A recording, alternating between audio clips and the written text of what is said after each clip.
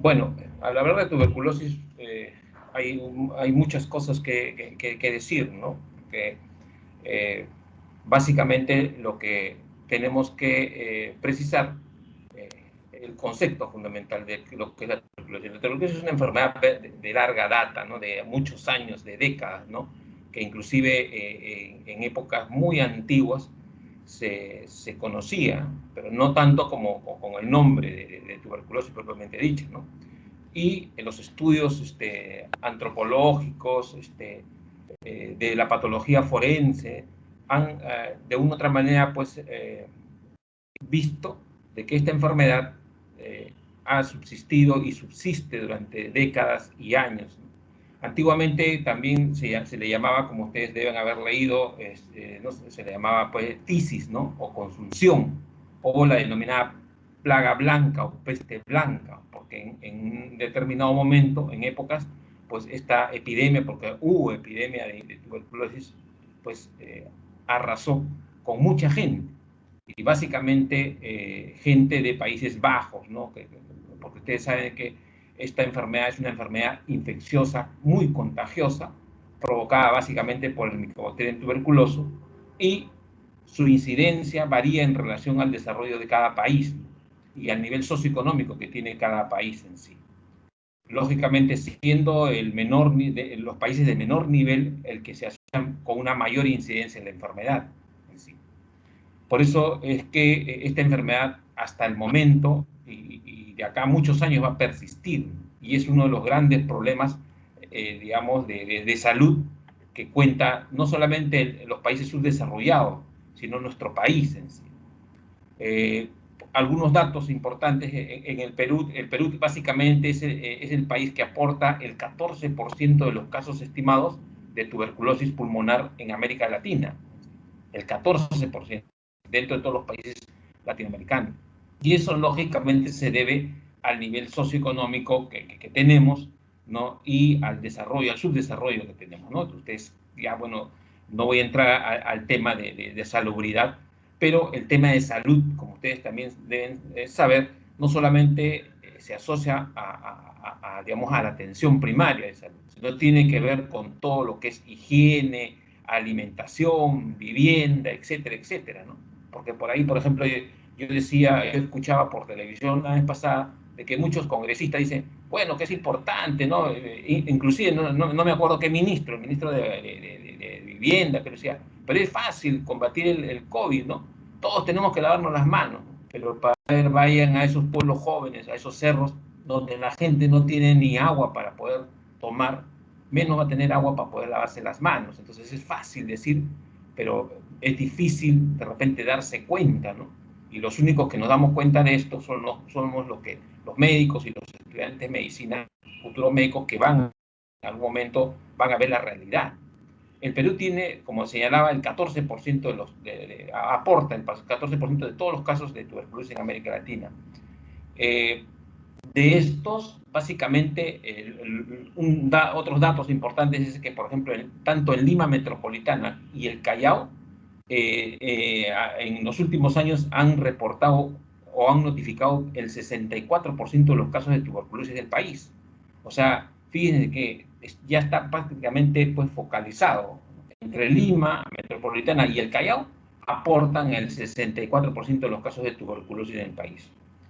El 79% de los casos de tuberculosis son multidrogo resistentes, y el 70% de estos casos son tuberculosis extremadamente resistentes.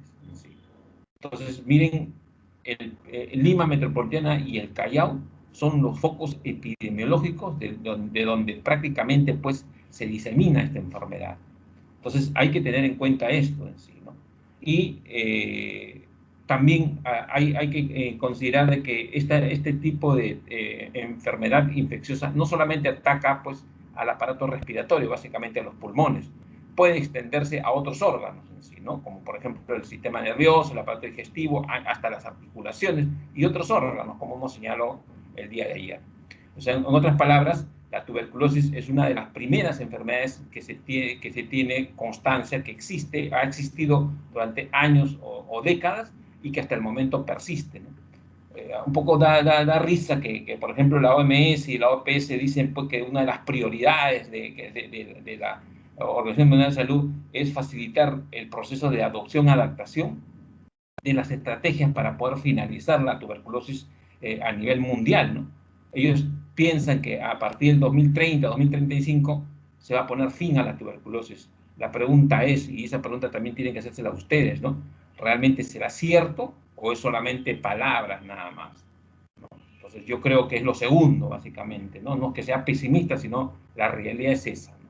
Entonces, un poco para un poco recordar básicamente que delante de la paleopatología, los estudios de paleopatología encontraron en restos óseos humanos que tienen una data más o menos de 5.000 años antes de nuestra era, encontraron algunas, digamos, restos óseos que eran compatibles con la tuberculosis. Así fue como Hipócrates, Rudolf, ¿no? Y otros investigadores, ¿no? Empezaron en forma progresiva a constituir algunos elementos, digamos, encontrados en los fósiles para poder un poco, de una u otra manera, correlacionar este tipo de enfermedad con la tuberculosis propiamente dicho. Pero fue básicamente en la Revolución Industrial, básicamente en el siglo XIX, donde esto se exacerba básicamente. ¿Por qué? Por el hacinamiento, la pobreza, las condiciones de insalubridad, ¿no? La mala ventilación de las viviendas, ¿no? La emigración del campo a la ciudad, ¿no? Donde la gente pues llega a Lima y se hacina en los cerros, ¿no? Y entonces todo eso hace de que la propagación de los gérmenes y la contaminación, digamos, la propagación de esta enfermedad, pues aumente de forma sistemática en sí, ¿no? Hay algunos aportes que también tenemos que tener claro, ¿no? Que a nivel mundial, ¿no? Que han contribuido básicamente a conocer mejor la tuberculosis.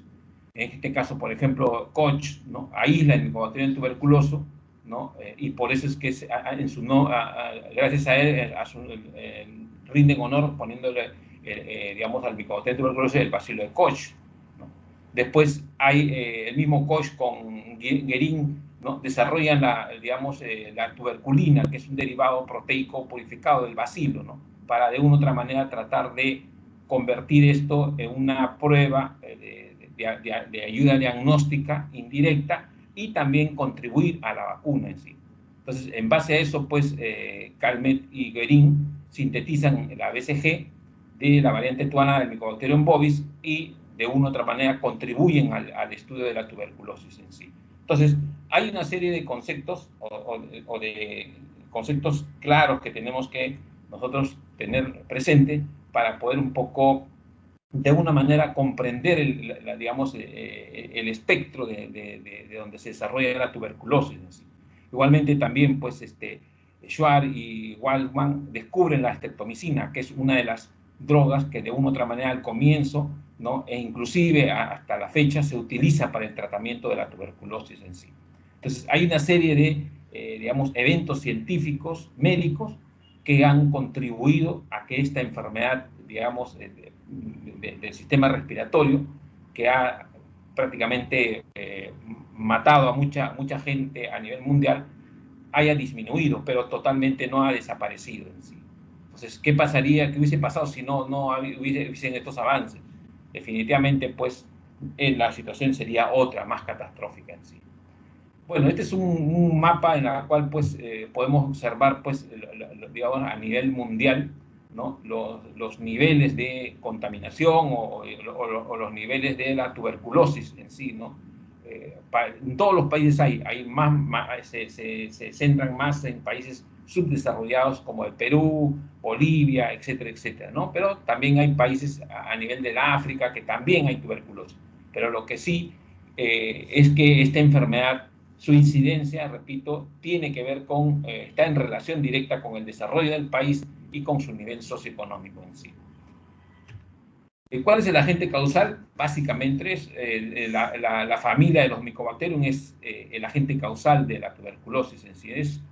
El Mycobacterium, como ustedes saben, es un bacilo filamentoso que tiene cierta inmovilidad, ¿no? Es aerobio propiamente dicho, no es purulado y son gram positivos y miden de 0.2 a 0.6 micrómetros en sí, ¿no? Son como una especie de estructuras abastonadas que se centran o que se ubican dentro del contexto del parénquima pulmonar cuando ataca al epitelio respiratorio en sí.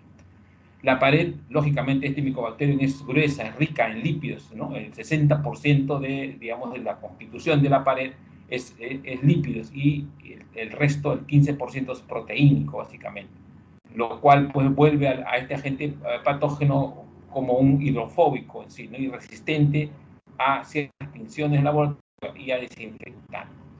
Hay variantes, dentro del Mycobacterium hay variantes que ustedes saben, ¿no? El Mycobacterium bovis y el africano, en sí, ¿no? que de una u otra manera cada uno tiene un comportamiento digamos, o cierta predilección por desarrollar la enfermedad, ¿no? Unos de una manera casi directa, ¿no? y otros en forma oportunista, pero de una u otra manera estos, digamos, forman parte de la familia de los Mycobacterium en sí.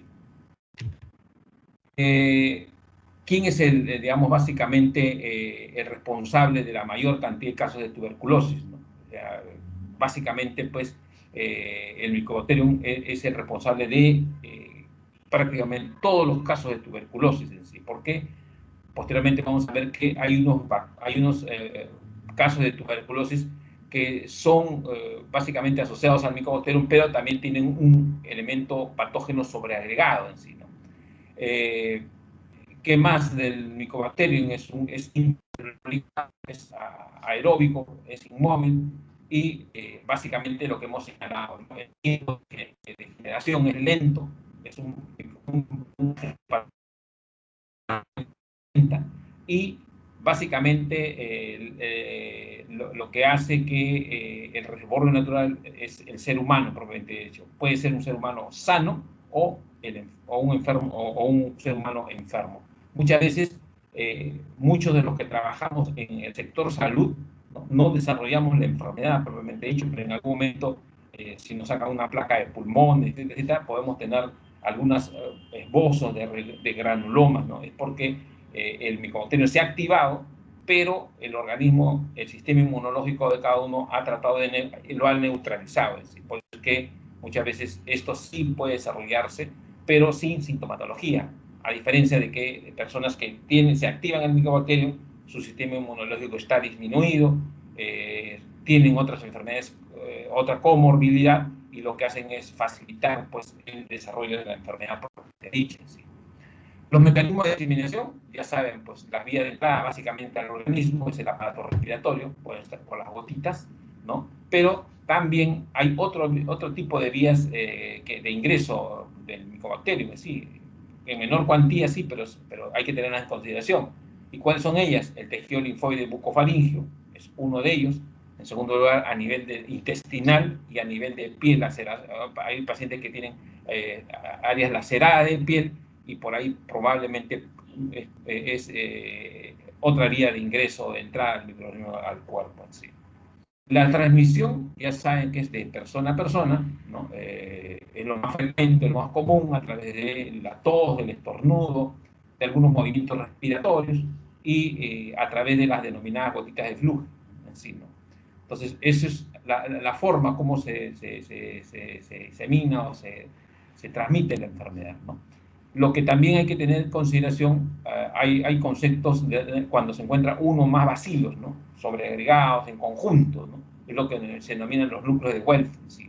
Que es básicamente se presentan en el aire y son inhalados por un individuo sano, llegando a los alvéolos pulmonares y tratando de desarrollar la enfermedad. Porque ahí entra a tallar los denominados macrófagos que tratan de fagocitar al agente patógeno para de una u otra manera neutralizarlo, pero lo que hacen al momento de fagocitarlo, los macrófagos lo transportan a otros órganos, tejidos, como por ejemplo los ganglios, en la cual dentro de ellos se multiplican se multiplican estos agentes patógenos, los bacilos, rompen digamos, prácticamente la barrera digamos, que los delimita y se diseminan a través de la sangre venosa y lo que se denomina la siembra hematógena en sí. Entonces, este es uno de los tantos mecanismos de transmisión que tiene como forma secundaria el Mycobacterium tuberculosis en sí. ¿Qué es lo que va a pasar? Lo que se ha podido observar es que a los 10 días, ¿no? Cuando ya se rompe y digamos, los bacilos se activan, existen más de 4.000 bacilos formando un nódulo en sí, pero que es controlable por los mecanismos de defensa del organismo, por los mismos macrófagos, por la misma primera barrera y segunda barrera de defensa que tiene el organismo. Pero si esto continúa, a los 14 días básicamente alcanzan los 100.000 bacilos, que lógicamente lo que va a traer como consecuencia es una respuesta inmunológica y la formación de la necrosis gaseosa, que es parte del componente granulomatoso que presenta, que se da y se desarrolla en el pulmón. Entonces, este material necrótico que el organismo intenta eliminarlo por los bronquios, hace lo que hace es dañar el parénquima pulmonar, forma estructuras cavernosas, ¿no? Como estas, ese granuloma, necrosis gaseosa, forma como una especie de cavernas, y estas, pues, de una u otra manera comienzan a dañar mayormente el pulmón, para poder, de una u otra manera, pues, llegar a la luz bronquial o bronquiolar, y de ahí, pues, se pueden diseminar básicamente por todo el pulmón, ¿sí? Hacia las 3 a 10 semanas aparece la reacción de la tuberculina en sí, que ya posteriormente vamos a ver lo que es una forma de, digamos, de comprobar la actividad de la enfermedad en las personas que han estado expuestas al Mycobacterium tuberculosis. Dentro de las manifestaciones clínicas, en la tuberculosis pulmonar podemos agruparlas en dos grandes grupos, ¿no? La tuberculosis pulmonar primaria, en la cual se presenta como un síndrome infeccioso, medio inespecífico, ¿no?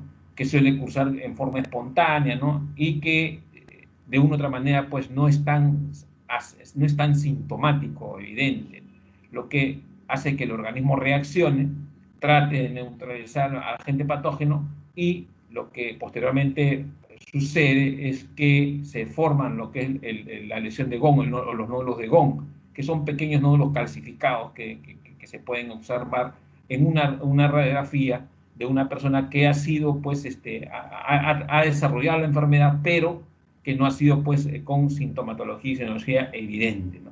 ¿En quiénes se da eso generalmente? En niños y en pacientes con inmunodeprimidos, ¿no? Que de una u otra manera pueden agravarse, sí, ¿no? Se agravan hasta formar este tipo de cavernas, ¿no? Puede producir derrame pleural, necrosis y gran cantidad de ganglios comprometidos que se traducen en adenopatías. Entonces, esto es lo que se refiere a las manifestaciones clínicas de la tuberculosis pulmonar de tipo primaria. Cuando hablamos de TBC secundaria o postprimaria, o aquella tuberculosis de reactivación o del tipo adulto, es que se da básicamente cuando hay una reactivación endógena del agente patógeno, o sea, de la infección propiamente dicha, que está latente, y esta lo que origina es de que los segmentos apicales de ambos pulmones, de los lóbulos superiores, son los de que, en la cual hay una disminución de la cantidad o de concentración de oxígeno, lo cual origina ese crecimiento de los micobacterios. Por eso es que básicamente las zonas, las cavernas o digamos las necrosis propiamente dicha en un paciente con tuberculosis se ubican básicamente en las zonas apicales de los pulmones por la correlación que existe entre la concentración de oxígeno y el crecimiento de la bacteria en sí. Bueno, esto básicamente un poco para recordar, ¿no? Los signos y síntomas de la tuberculosis, bueno, ya son, la mayoría lo sabe, ¿no? Fiebre o paciente pues con tos seca o con expectoración purulenta de más de 2 semanas digamos, de presentación. A veces hay estrías de sangre o espículas de sangre dentro del esputo, ¿no? Gran cantidad, presencia de neuropatías, pérdida de peso, ¿no? Pacientes con, muchas veces cuando ya se exacerba, hacen hemoptisis, ¿no? Pacientes con pérdida total o parcial del apetito, con dificultad respiratoria, dolor torácico de espalda y cierta sudoración nocturna, o sea, lo que se denomina la diaforesis en sí. Entonces son signos y síntomas un poco específicos, ¿no? Dentro de la gama digamos, de sintomatología que puede presentar un paciente con el aparato respiratorio. Pero eso es característico, clásico digamos, de un paciente con tuberculosis activa. Desde un punto de vista ya histopatológico, lo que nosotros podemos observar básicamente ya desde un punto de vista microscópico es a nivel de parénquima pulmonar la formación de granulomas. Como ya sabemos, el granuloma de tipo epitelioide tiene dos elementos fundamentales, ¿no? La parte de la necrosis propiamente dicho, que acá se ve mejor, y la parte de la celularidad, en donde encontramos la célula gigante multinuclear tipo Langerhans, con núcleos excéntricos en sí. Entonces, y con la coloración de ácido alcohol resistente, lo que nosotros podemos observar es la presencia de los micobacterios tuberculosos en sí. Nosotros, cuando en histopatología observamos granulomas, ¿no?, de este tipo, con células gigantes multinucleadas, el diagnóstico que planteamos es granuloma de tipo tuberculoide. ¿Sí? Un granuloma de tipo tuberculoide que presenta células gigantes multinucleadas, ¿no? Ese es el diagnóstico. Pero si encontramos, básicamente, para hablar de tuberculosis, nosotros tenemos que encontrar al micobacterium tuberculoso y tipificarlo, porque muchas veces no se encuentra el micobacterium tuberculoso. Entonces, una cosa es ubicarlo, identificarlo, ahí sí hablamos de tuberculosis, y otro es de que podemos encontrar granulomas, gran cantidad de granulomas como acá, necrosis gaseosa, pero ahí no podemos hablar de tuberculosis propiamente dicho. Podemos prácticamente ser 99%, pero para hablar de tuberculosis tenemos que ubicar e identificar a los micobacterium tuberculosos, que son estas estructuras más rojizas, que ya las conocen ustedes, en forma de bastones, ¿no? Con este tipo de medidas de 0.2 a 0.6 milímetros en sí, y que tienen cierta característica peculiar que se presentan en grupos, ¿no? En grandes grupos se presentan en sí, alrededor de en el límite básicamente de la zona de la celularidad y de la parte necrótica en sí. Ahí es donde prácticamente nos encontramos los micobacterium tuberculosos en sí. Bueno, esta es una fotografía en la cual básicamente cuando ya hay una destrucción del parénquima pulmonar se forman como una especie de formaciones cavernosas o cavitarias. Entonces, estas formaciones cavitarias ya se desarrollan en pacientes ya, en muchos de los casos, la mayoría se ven en pacientes con multirodo resistente, ¿no? Y lo que hemos señalado también que estas cavernas son utilizadas por otros agentes patógenos que se encuentran en el aparato respiratorio y pueden utilizarlo como caldo de cultivo para sobreagregarse a la enfermedad y dificultar el tratamiento convencional de la tuberculosis en sí. Bueno, esto ya es también un parénquima pulmonar en donde observamos gran cantidad de granulomas, ¿no?, que tienen una característica peculiar, ¿no?, macroscópicamente, porque ustedes también tienen que saber de que muchas veces las metástasis en pulmón se presentan así de este tipo, como nódulos medio blanquecinos. Pero ¿cuál es la diferencia entre un pulmón metastásico con una neoplasia maligna X y granulomas tuberculosos? Que macroscópicamente, cuando ustedes hacen un corte transversal del granuloma, esto es como queso, como requesón en sí. Entonces, macroscópicamente yo puedo decir si este es queso como requesón, tuberculosis probablemente. Pero a diferencia de los nódulos de metástasis, de neoplasias, es que los nódulos al momento de hacer un corte son blanquecinos, pero son sólidos, no son, digamos, como queso, son sólidos, se mantienen, digamos, indurados. Así. Entonces, macroscópicamente podemos diferenciar. Y muchas veces es bien común que los médicos un poco confundan. Y no solamente macroscópicamente, sino desde el punto de vista radiológico. ¿Sí? Entonces, pero ya hay otras técnicas que se pueden identificar, y los patrones radiológicos y tomográficos nos permiten a nosotros también hacer una injerencia, una diferencia entre si el nódulo es un nódulo que corresponde a tuberculosis o es un nódulo que corresponde a metástasis. ¿Sí? Entonces, para eso hay varios procedimientos en sí, ¿no? Bueno, esto es también parte del parénquima pulmonar en la zona apical, ¿no?, en la cual observamos, pues, que hay la formación de una caverna en sí, ¿no? Una caverna. Entonces, prácticamente después de la formación digamos, de destrucción del y la formación de este tipo de cavernas en sí, ¿no? Bien, hay que recordar que la tuberculosis no solamente ataca al pulmón, sino ataca también a otros órganos o tejidos, y a ese tipo de tuberculosis se denomina tuberculosis extrapulmonar. ¿En quiénes o a quiénes ataca en sí? Generalmente al sistema nervioso central, a las meninges, ¿no? Por eso es que muchos niños casi siempre desarrollan meningitis tuberculosa, tienen un cuadro de tuberculosis pulmonar de fondo y pueden por contigüidad, pueden por la diseminación hematógena llegar al cerebro, a las meninges y desarrollar ahí lo que se denomina meningitis de tipo tuberculosa. ¿En quiénes más? En pacientes con VIH también se ha visto que ellos desarrollan una meningitis tuberculosa. Siempre hay signos y síntomas característicos de meningitis tuberculosa: la cefalea, los trastornos mentales, pacientes con confusión, con letargo, alteración del sensorio y la clásica rigidez de nuca. Son típicos característicos de la meningitis de tuberculosa. La evoluciona en 2 semanas y cuando pacientes desarrollan meningitis tuberculosa, el pronóstico es malo, ¿no? Es malo, prácticamente el paciente fallece si no se trata a tiempo, básicamente. Pero el pronóstico en un mayor porcentaje no es bueno. ¿Sí? El otro tipo de tuberculosis extrapulmonar es la miliar o diseminada, lo que más o menos en la clase pasada hemos señalado. ¿Qué es lo que caracteriza a la tuberculosis de tipo miliar?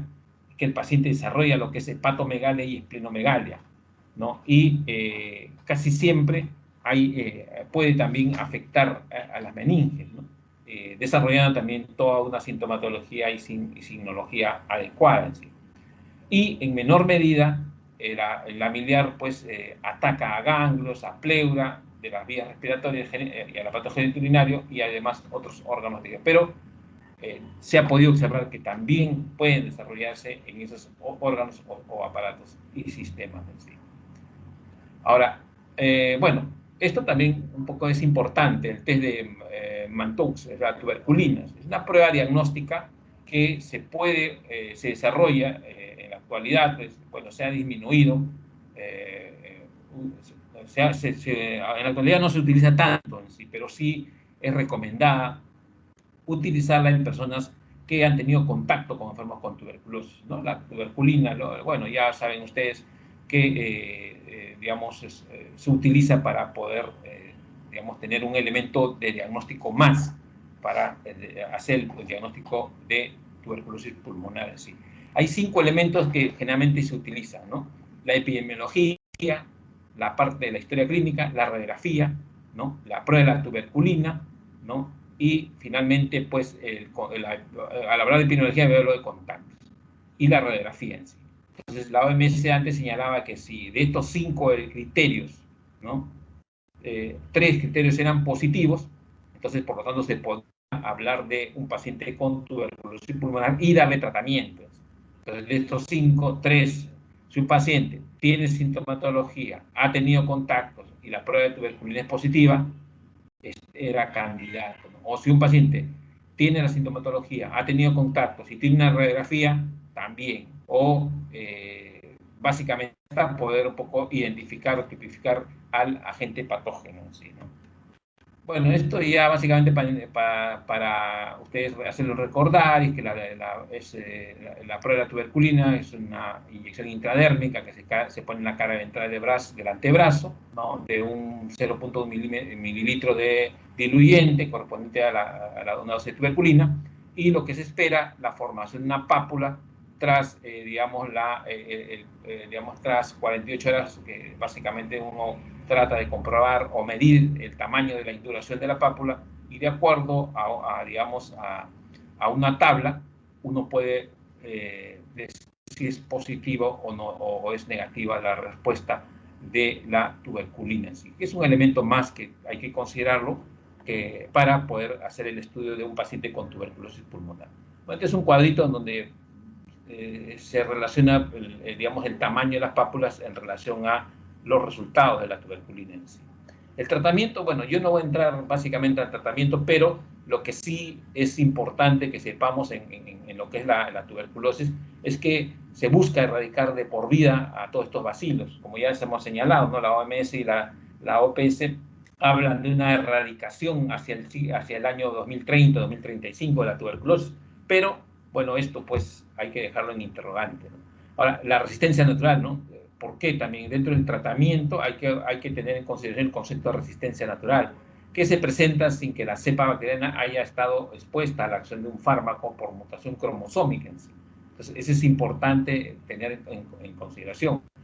La resistencia adquirida también es otro concepto, que básicamente pues, es incorrecta a la administración de la terapia, ¿no? Muchas veces pues, se da un tratamiento, pero que los fármacos que se utilizan en forma inadecuada queda inválido para siempre el paciente, porque de una u otra manera en algunos casos hacen resistencia al tratamiento, ¿no? Entonces hay que tener en consideración en sí este tipo de conceptos en lo que se refiere al tratamiento de la enfermedad propiamente dicho. Hay dos fases, ¿no? En la primera fase, en la fase inicial o intensiva, bueno, hay las clásicas de medicación que se utiliza, la isoniazida, la rifampicina y la piracinamida, ¿no? En otros casos se utiliza el etambutol, ¿no? Pero, bueno, hay una serie de combinaciones que ustedes ya lo van a ver posteriormente en el curso de medicina interna, ¿no? Y la fase de consolidación es básicamente la fase en la cual se busca la erradicación de los bacilos para poder que logran sobrevivir, ¿no? O sea, hay muchos bacilos que después del tratamiento de fase inicial resisten. Entonces hay una segunda fase en la cual se administra la que es la rifampicina y la isoniazida una vez por semana durante 4 meses. Entonces es esa fase de consolidación para que se utiliza básicamente como esquema de tratamiento para tuberculosis. Bueno, hay una vacuna también, que también saben, el bacilo de Calmette-Guerin, que es la vacuna que se utiliza, bueno, siempre se usa en bebés que pesan mayor de 2 kilos, de todas maneras son vacunados. También se utiliza, se pueden vacunar a trabajadores de riesgo, ¿no? Bueno, esta vacuna ya saben que es una vacuna intradérmica que se coloca en la región superior del músculo deltoides, ¿no? Y después de realizar la vacunación, pues se forma como una especie de pápula, después una costra y se ulcera, básicamente en algunos casos queda como una especie de cicatrización. ¿Cuál es la eficacia de la vacuna? Es hasta el 80%. Ninguna vacuna es al 100%. Entonces, por eso que también la vacuna del coronavirus, ahorita están hablando que la que va a llegar al Perú es del 75%, pero bueno, el tiempo lo dirá, ¿no? Qué efectividad o qué eficacia tiene. Pero lo de que sí, la vacuna para tuberculosis, sí la eficacia, de acuerdo a múltiples estudios que se han realizado durante décadas, es que la eficacia es al 80%, ¿no? Entonces, eso es tener en consideración en sí, en lo que se refiere a la tuberculosis pulmonar y extrapulmonar en sí. ¿Es un problema de salud pública? Sí, es un problema en el cual tenemos que, digamos, batallar nosotros, porque todo lo que es atención primaria, prácticamente quienes hacen atención primaria de salud son médicos generales, lo que ustedes van a estar en una primera etapa, y ya cuando hagan su especialidad, pues ya los neumólogos son los que también van a entrar a tallar en lo que se refiere a los esquemas de tratamiento y los procesos digamos, de consolidación digamos, de esa prioridad de la OMS y OPS, es de erradicar a la tuberculosis en nuestro país. Eso básicamente en relación a lo que es la tuberculosis propiamente dicha.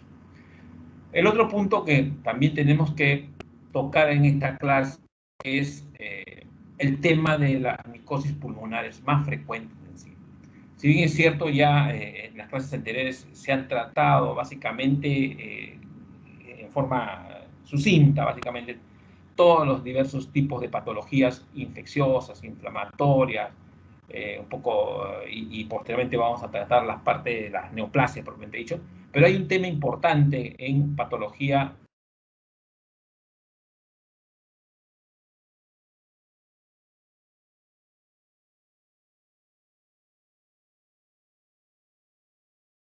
Este tema también es importante tener en consideración, ya que muchos de los patógenos micóticos se asocian a, digamos, a la tuberculosis y exacerban o a cualquier otro tipo de enfermedades, a las neumonías, etcétera, etcétera. Entonces, hay que tener un poco claro el panorama de lo que es la patología respiratoria de los pulmones, propiamente dicho, de las vías respiratorias inferiores.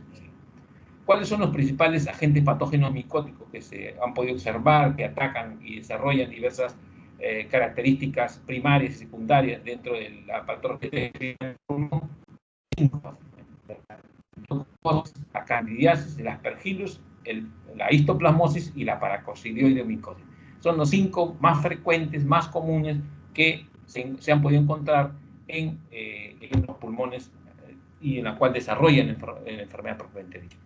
Todos tienen ciertas características, muy a la par de que la característica común es que son hongos, ¿no? Tienen diversos comportamientos y ciertas peculiaridades tanto epidemiológicas como lo que es sintomatología y signología y una traducción radiológica e histopatológica. Pero el objetivo fundamental, como lo hemos señalado en las clases anteriores, es de que nosotros tipifiquemos, identifiquemos, de acuerdo a los criterios, a las herramientas de diagnóstico que tenemos, identificamos al agente patógeno, o sea, en este caso, a cada uno de estos 5 agentes patógenos.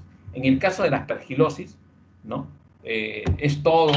Tiene toda una familia, ¿no? Pero el Aspergillus fumigatum es el más común, más frecuente que se encuentra en el aparato respiratorio. Entonces, etiológicamente es una familia numerosa, pero el fumigatum es el más común, más frecuente que se ha encontrado en el aparato respiratorio, en el pulmón propiamente dicho. Desde el punto epidemiológico, la aspergilosis sí es una enfermedad micótica que ataca fundamentalmente a la zona urbana y también a la zona rural. ¿Sí? ¿Dónde se ubican? ¿Dónde se han podido encontrar estos agentes patógenos? Digamos, en la zona rural, en las casas donde pues tienen heno, crían caballos, ¿no? En vegetaciones en descomposición, ¿no? En aquellas, digamos, a nivel de los almacenes que almacenan granos de maíz, etcétera, etcétera, ¿no?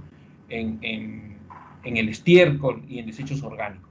Ahí es el medio, o el medio donde se ubican, donde se encuentra el aspergillus en sí. Entonces, todas las personas que están en contacto con estos elementos en los cuales pues, se encuentra o se desarrolla el aspergillus, son personas candidatas en algún momento de contaminarse y coger este agente patógeno en sí. Casi siempre hay una neumonía característica de aspergillus, tiene un comportamiento muy agresivo, ¿no? Y también el daño del parénquima pulmonar es extenso. Macroscópicamente, una neumonía por aspergillus podemos observar como especie de áreas blanquecinas, pero lo clásico es que sus bordes son irregulares y pues, forman como especie de granos de azufre, en sí, ¿no? Menos negruzco. ¿Por qué? Por la presencia de gran cantidad de este tipo de hifas, ¿no? Que del aspergillus en sí. Desde el punto de vista de la patogenia, la enfermedad básicamente se produce por la inhalación de este tipo de esporas en sí, en el aire, en el medio ambiente de estos lugares donde pues hemos señalado anteriormente. ¿Cuál es la vía de entrada? Básicamente ingresan por los senos paranasales, habitan, se desarrollan en los senos paranasales y posteriormente pasan por vía respiratoria a los pulmones, ¿no? Donde ellos pues sí encuentran una enfermedad concomitante como la tuberculosis, pues se asientan ahí y desarrollan con mayor intensidad la enfermedad propiamente dicha. ¿Sí? Pueden también, por contigüidad, invadir el oído externo y la piel traumatizada. También se puede observar que es una vía de ingreso de este agente patógeno, ¿no? Por la cual ingresa al organismo y también desarrolla la enfermedad. ¿En quiénes se ha podido observar que desarrollan este tipo de enfermedad, ¿no? Micótica? En pacientes con inmunosupresión, muchos pacientes con SIDA, ¿no? Muchos pacientes que de una u otra manera pues, tienen su enfermedad concomitante, son pacientes que desarrollan este tipo de enfermedad coadyuvante, ¿sí? ¿no? Ahora, bueno, básicamente la colonia de este tipo de aspergillus utilizan, digamos, algunas cavidades, como por ejemplo en tuberculosis, para ubicarse ahí, vivir y desarrollarse. Entonces, la vía de entrada es la inhalación de esporas y muchas veces, o rara vez, afecta a individuos sanos. Casi siempre la aspergilosis se desarrolla en personas que tienen una enfermedad secundaria o primaria, ¿sí? ¿no? Como por ejemplo la tuberculosis, etc. ¿Cuál es el cuadro clínico de la enfermedad propiamente dicha del pulmón? Tiene 3 fases, ¿no? La primera fase, que es la denominada aspergilosis de tipo alérgica, donde el agente actúa como un alergeno, ya que entra por las fosas nasales, se ubica en el seno paranasales. Muchas veces al inicio de la enfermedad el paciente presenta una reacción alérgica a aspergilosis en sí. Pero esto, conforme va avanzando, ¿no? El aspergillus coloniza las cavidades nasales, ¿no? O inclusive pasa por la vía respiratoria y forma lo que se llama el aspergiloma. Es como una especie de un nódulo grande de colonia, digamos, de gérmenes que ya coloniza a las cavidades del parénquima pulmonar o otras cavidades de las vías respiratorias superiores y comienza a desarrollar la enfermedad propiamente dicha. Y la tercera fase es la fase de invasiva, en la que puede ser aguda o puede ser crónica, en la cual pues ya este agente patógeno va a originar una necrosis propiamente dicha de la zona invadida en sí. Entonces, esta área necrotizante que forma, lo que va a originar es que la enfermedad se extienda o se expanda a otros órganos, tejidos, complicando el cuadro clínico de los pacientes en sí.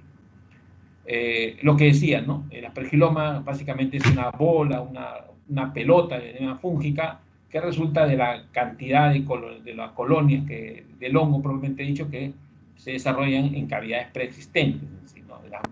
También pacientes con bronquiectasia, con quistes pulmonares, son pacientes que de una u otra manera sirven de caldo de cultivo para poder desarrollar o formar el denominado aspergiloma. En quienes se ha podido observar en buena cantidad, ¿no? En el 10% o 15% de los pacientes con inmunocomprometidos y que tienen forma de desarrollar enfermedad cavitaria en pulmones, son ellos los que desarrollan concomitantemente el aspergiloma. Sí, ¿no? Sí. Ahora, básicamente cuando hablamos ya de una aspergilosis pulmonar de tipo crónica o de la fase invasiva, lo que vamos a poder observar es, uno, que lo que hemos señalado hace un momento, que el parénquima pulmonar va a sufrir necrosis masiva, ¿no? Según el grado de deterioro del sistema inmunológico del paciente, este puede adoptar la forma crónica, necrotizante, o la forma aguda. En quienes van a, de una u otra manera, desarrollar de forma aguda, en quienes de una u otra manera tienen conservado parcialmente o más del 70% del sistema inmunológico, lo tienen conservado. Aquellos que tienen menos del 70%, básicamente van a desarrollar la fase crónica de la aspergilosis pulmonar en sí. Ahora, pero el germen tiene ciertas características en sí. Este germen de la aspergilosis tiene ciertas características peculiares que de una u otra manera ayudan a que este pase por la vía linfática, perdón, por la vía vascular, por la vía sanguínea, y lo que van a originar con la formación de este agente patógeno es producir trombosis vascular, necrosis isquémica y por lo tanto la formación de cavidades en sí por ruptura o lisis del parénquima afectado, en este caso el parénquima pulmonar. Entonces, hay un proceso, este proceso en la cual pues va a depender mucho, uno, de la infectividad del paciente, de la cantidad de agentes patógenos de aspergillus, en segundo lugar, del sistema inmunológico del paciente afectado, y en tercer lugar, de la agresividad misma de este agente patógeno, en la cual se traduce en un tropismo vascular, en la cual pues llega a la vía hemorrágica y puede producir necrosis con trombosis isquémica en sí. Cuando hablamos de aspergilosis crónica necrotizante del pulmón, es una forma semi-invasiva de esta enfermedad. Se observa en quienes, en gente de la tercera edad, ¿no? Pero lo característico es que estas personas de tercera edad tienen una enfermedad subyacente, así como una enfermedad pulmonar obstructiva crónica, bronquiectasis o alguna otra patología secundaria a esta enfermedad. En ellos se desarrollan en sí. La evolución puede digamos, tornarse un poco crónica, agresiva, formar gran cantidad de cavidades, ¿no? Y las cuales podemos nosotros, a través de una tomografía computarizada de tórax, podemos ponerlas en evidencia estas lesiones que que muchas veces no son visibles en la radiografía. Lo que se estila es de que sacar a través de la tomografía, llegar al diagnóstico en sí. ¿Cuál es el esquema de diagnóstico, o digamos el proceso de diagnóstico? Uno hace el cultivo de la secreción básicamente respiratoria, puede utilizar otro tipo de secreciones, pero la secreción respiratoria es la piedra fundamental para hacer el cultivo. Se puede recurrir a técnicas invasivas cuando se sospecha de este diagnóstico, como una fibrobroncoscopía o un lavado bronquiolo-alveolar, en la cual pues podemos, a través de una toma de muestra, de un proceso de, digamos, de centrifugación, podemos pues a través de una coloración especial, podemos identificar al agente patógeno. Y un tercer elemento, que es la biopsia, ¿no? Que es el método más óptimo de diagnóstico, pero es difícil para realizar los pacientes severamente enfermos. ¿Sí? Es por eso que se utiliza con un lavado bronquiolo-alveolar. Muchas veces, con un lavado bronquiolo-alveolar, es casi, si se sabe hacer o realizar y utilizar un método, digamos, de coloración adecuada, sí podemos hacer el diagnóstico. Eso lo hacemos en muchos de los casos cuando en patología hacen lo que es biopsias por aspiraciones. Entonces, con lavado bronquial o aspirado bronquial, nosotros podemos llegar a identificar al agente patógeno y hacer el diagnóstico de aspergilosis. Hay también pruebas de inmunológicas que también sirven, y hay una técnica que es la más utilizada, la inmunodifusión, que a través de la prueba de ELISA nos va a determinar con mayor un grado de sensibilidad a la prueba, y por lo tanto es un elemento diagnóstico más. Pero básicamente lo que nosotros hemos podido observar es que el diagnóstico de aspergilosis es a través de cultivo, a través de biopsia o lavado bronquial o aspirado bronquial, y a través de una tomografía en sí. Bueno, esta es la tomografía, en la cual pues básicamente vamos a poder observar como una especie de formación cavitaria y todo el elemento afectado digamos, del aspergiloma en sí, parénquima pulmonar. Prácticamente casi el 40% del parénquima pulmonar afectado en sí. La otra, en el caso de la criptococosis, que también es otra enfermedad sistémica de curso muy general, que se presenta en forma crónica o muchas veces subagudo, ¿no? Casi siempre la criptococosis no necesariamente presenta sintomatología específica en sí. En el caso digamos, que ataca el parénquima pulmonar, pues va a presentar sintomatología inespecífica, ¿no? Que cualquier otro agente patógeno puede pues desarrollar en sí.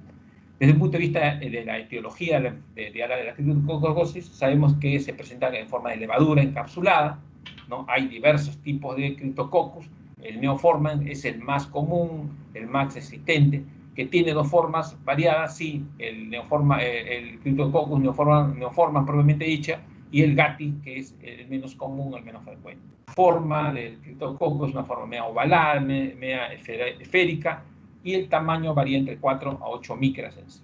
Se ha podido observar también que la temperatura ambiental es la que favorece básicamente para su desarrollo y crecimiento en sí, ¿no? Es una temperatura de ambiente de 37 grados en la cual pues, se desarrolla el Cryptococcus en sí. ¿Cómo se llega al parénquima pulmonar? Es a través de focos infecciosos, ¿no?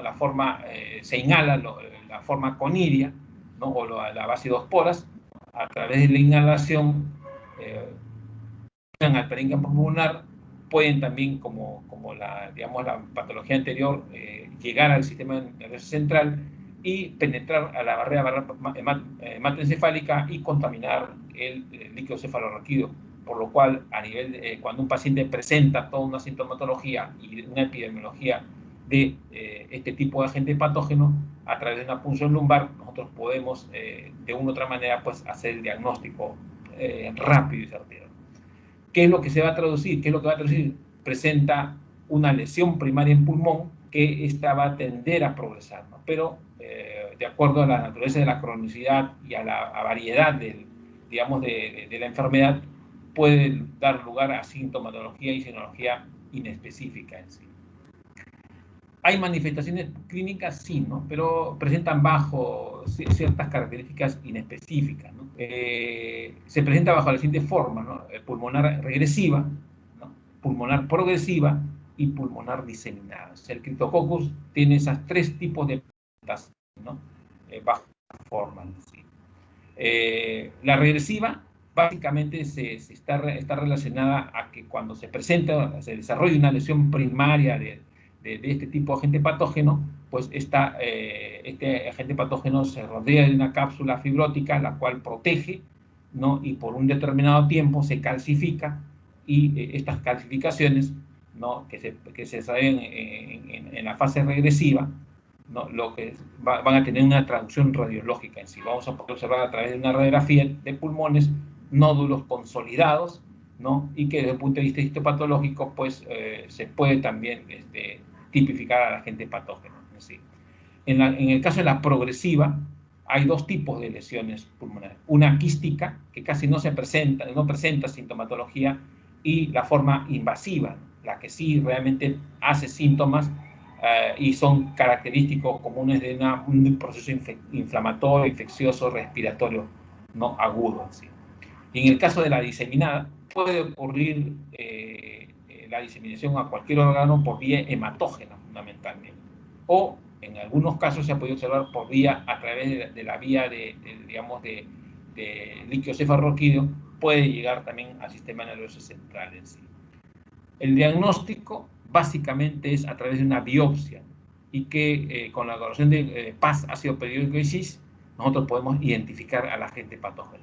O a través del examen directo, a través de la utilización de tinta china, que se utiliza con, digamos, un lavado bronquial o bronquioalveolar, se puede también identificar.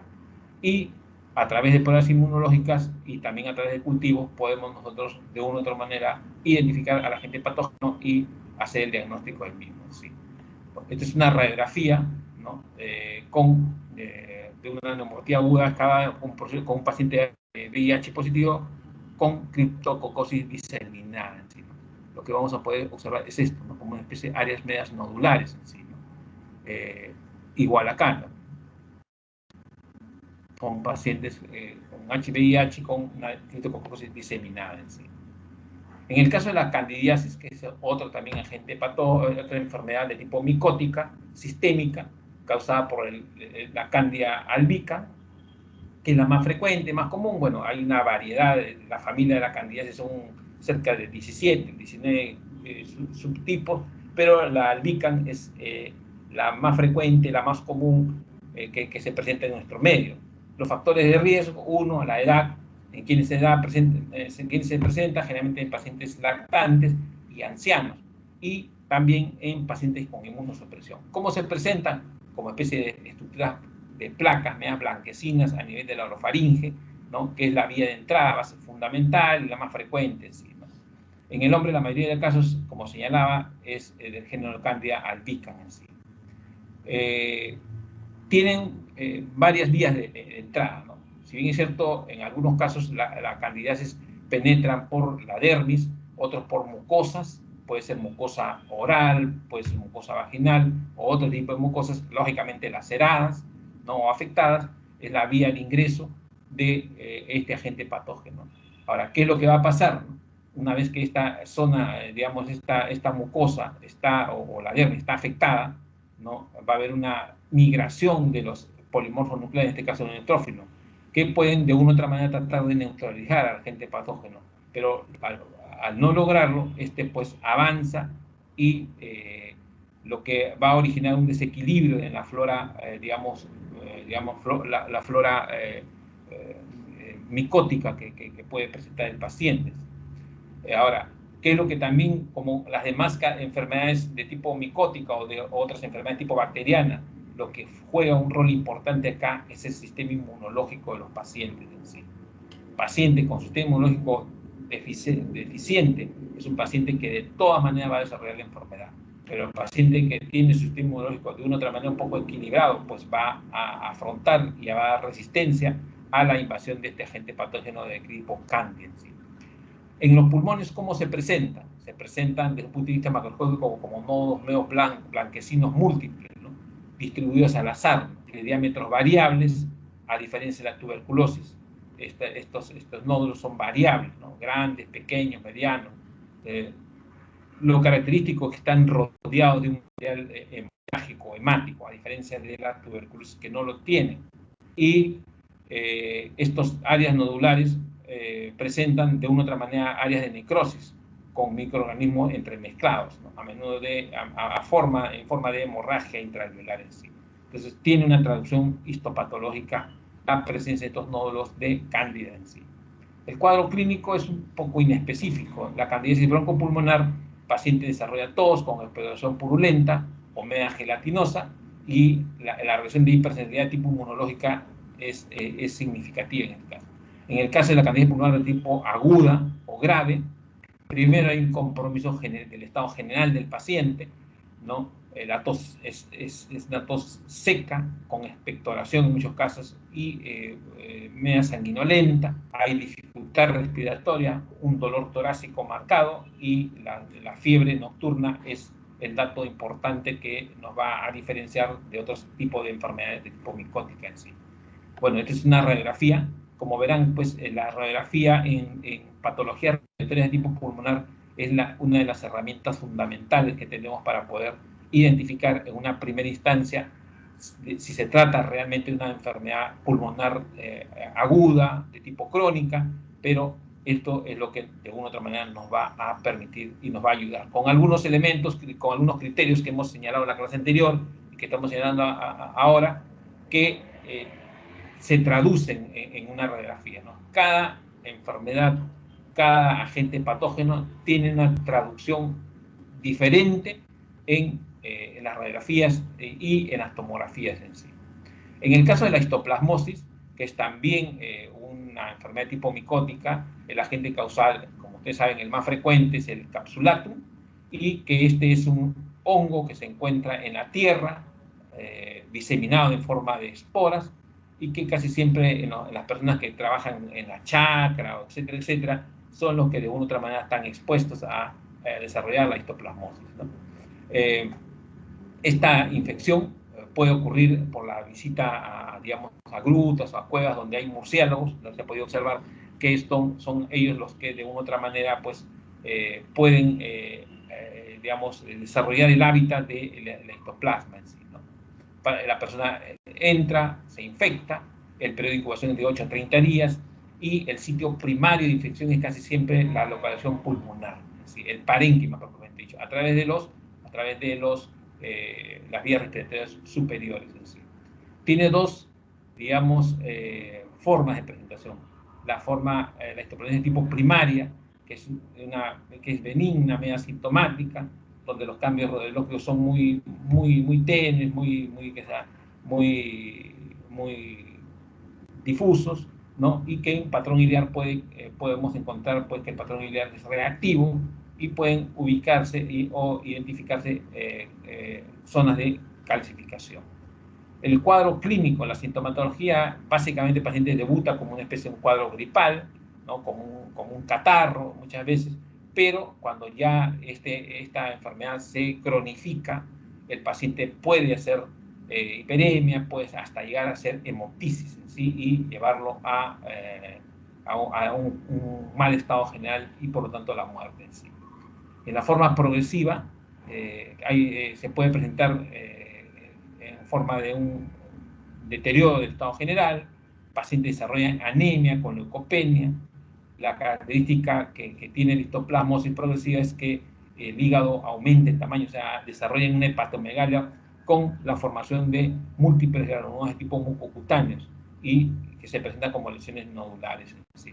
Cuando el paciente desarrolla una histoplasmosis de tipo progresiva, ¿no? El pronóstico no es bueno, ¿sí? Es grave. ¿Sí? Bueno, también hay lesiones eritematosas infiltrativas a manera de formaciones de úlceras que el paciente desarrolla cuando el histoplasma se disemina por diversos órganos, no solamente el aparato respiratorio, sino en otros órganos y tejidos. Entonces, hay unas características de la histoplasmosis diseminada en sí.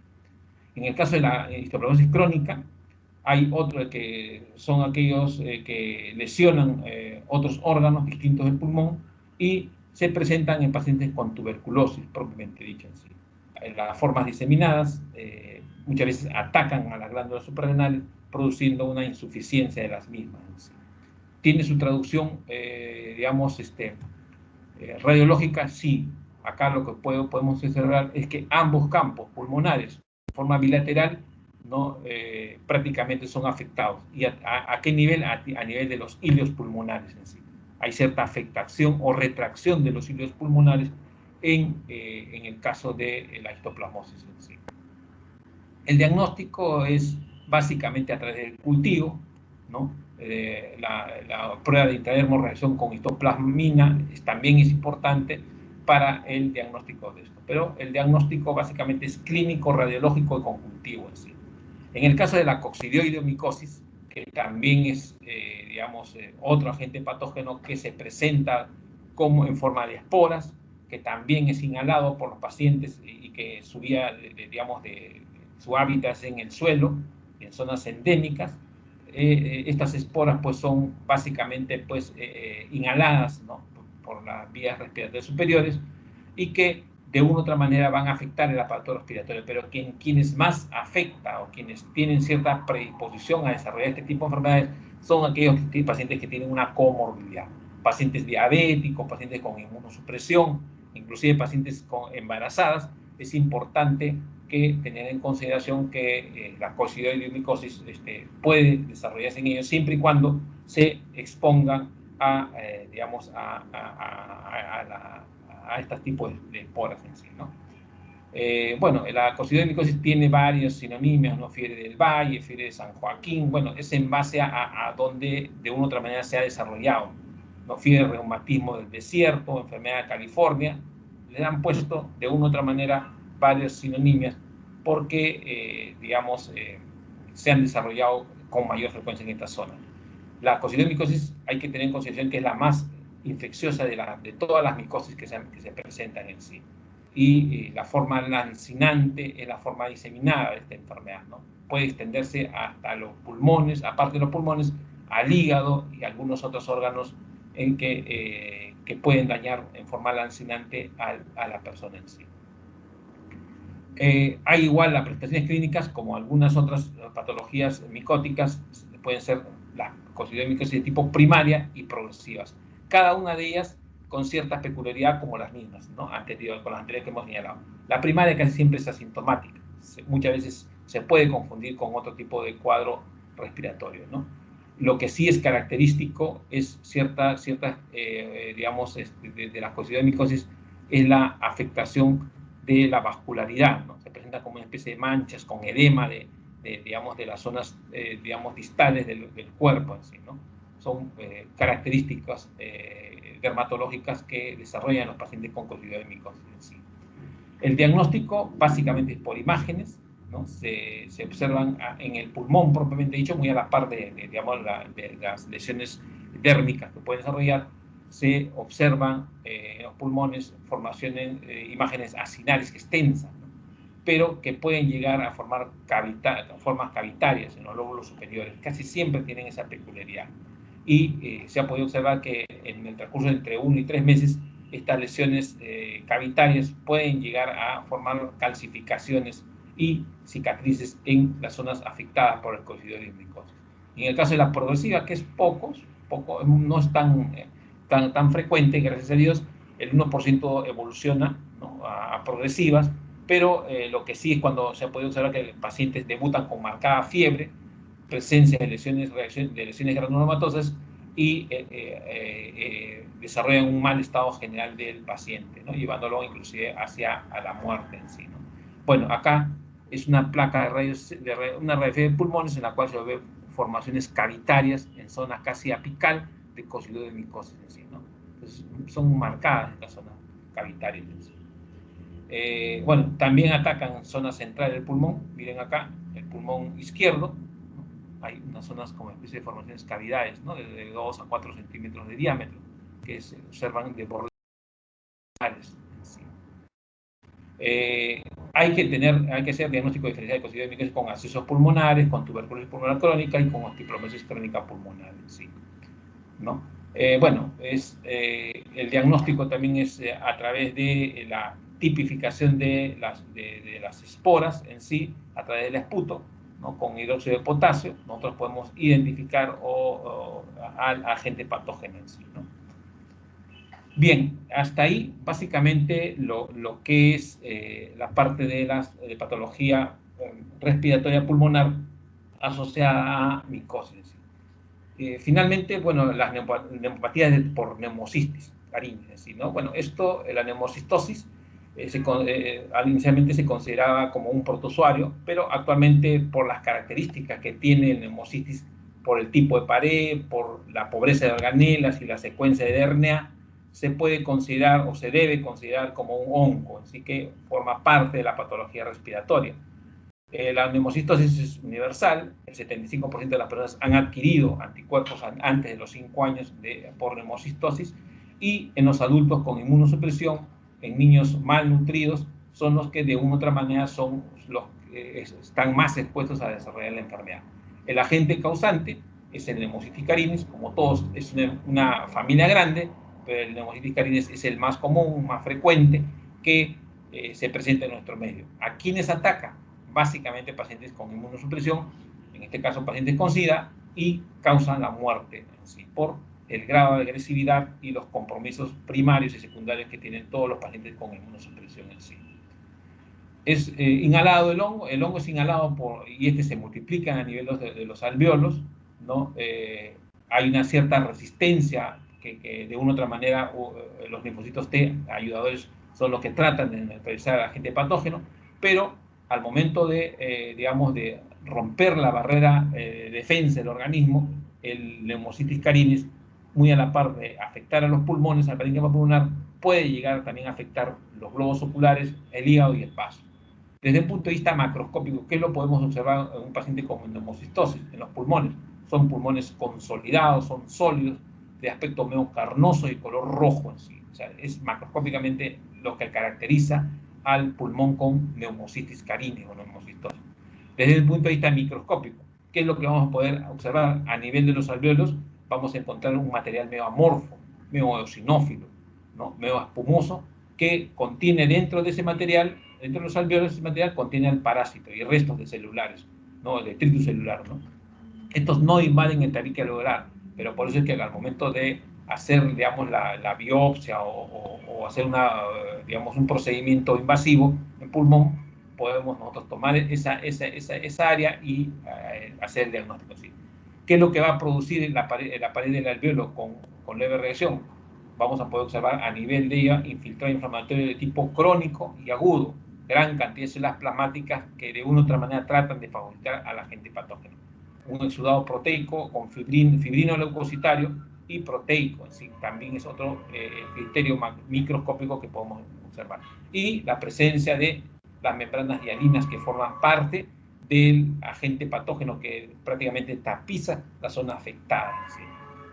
El cuadro clínico es básicamente un poco inespecífico, paciente con fiebre, con disnea y con hipoxia. ¿Sí? El diagnóstico básicamente es a través de un lavado bronquiolo-alveolar o a través del esputo, ¿no? A través de, digamos, se hace un lavado, un aspirado bronquiolo-alveolar, un lavado, se centrifuga este aspirado y el residuo se utiliza la coloración de plata para poder tipificar o identificar al agente patógeno. ¿Cuál es la forma, la morfología? Se presenta como en forma de semilunas de 4 o 6 micras en sí. Y casi el 10 a 25% de estos casos se asocian a la presencia del citomegalovirus. Van, digamos, a la par. Paciente con citomegalovirus es paciente que de una u otra manera, pues, está asociado básicamente a la neumocistosis en sí. ¿Puede producir la muerte? Sí, produce la muerte en muchos de los casos cuando son pacientes con inmunosupresión o pacientes que tienen son portadores de citomegalovirus. Este es prácticamente macroscópicamente un pulmón de neumocystis carinea, formación de áreas nodulares blanquecinas, formas un poco irregulares, un poco irrelevantes. De esta manera, ¿no? A través de esto vamos a poder observar la presencia de las formaciones, digamos, los macrófagos que fagocitan al neumocystis carinea con estructuras medias ovoideas, ¿no? Y a través a nivel de microscópicamente, vamos a poder observar que a nivel de la luz alveolar, este material medio sinófilo con la presencia de, en este material, la presencia de neumocystis carinea. ¿Sí? macroscópicamente, microscópicamente y el aislamiento de Pneumocystis carinii. Este es un ejemplo de neumonía por Pneumocystis carinii en el área apical, ¿no? Área apical, ¿no?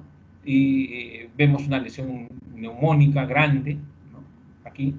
En el examen histológico se observa un exudado intraalveolar, este de acá, exudado intraalveolar, denso, infiltrado de células plasmáticas de ciclos alveolares, se refieren a este de acá, la presencia digamos, del agente patógeno, y con tinción histoquímica de plata se observan las estructuras de Pneumocystis carinii en esta foto. Entonces, esto es lo que caracteriza a la Pneumocystis carinii.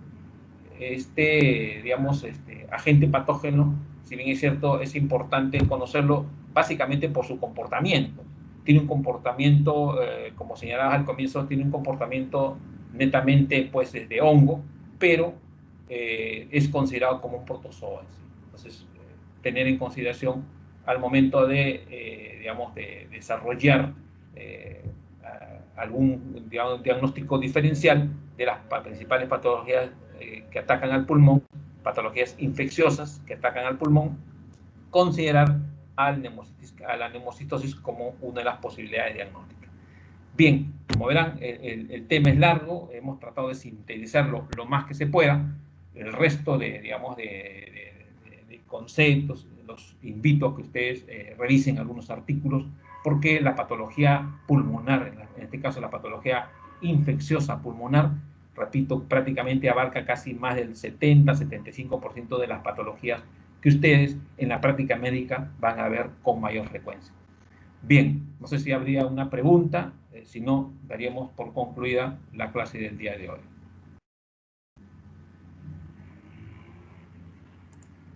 Bien, Lisette, creo que no hay ninguna pregunta. Pasamos ya a la práctica de los grupos. Bien, entonces voy a... Muchas gracias, doctor, por su clase. Sí, voy Muy, a descargar la muy lista interesante. Muchas gracias, doctor. y en 10 minutos nos encontramos en la práctica, Lisette, ¿ya? Muchas gracias a todos, nos estamos viendo. Hasta luego. Ya, doctor, gracias a usted.